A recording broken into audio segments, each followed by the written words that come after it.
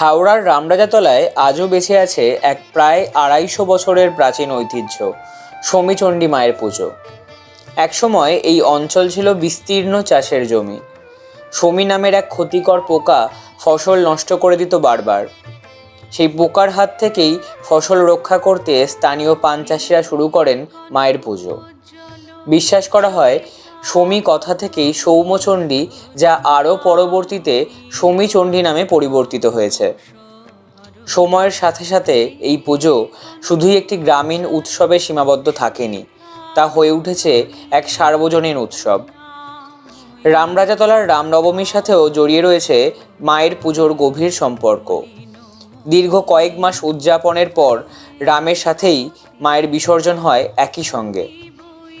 কৃষি, লোককথা আর ভক্তির এক অনন্য মেলবন্ধন এই সমীচণ্ডী মায়ের পুজো, যা আজও বহন করে চলেছে বাংলার মাটির গন্ধ।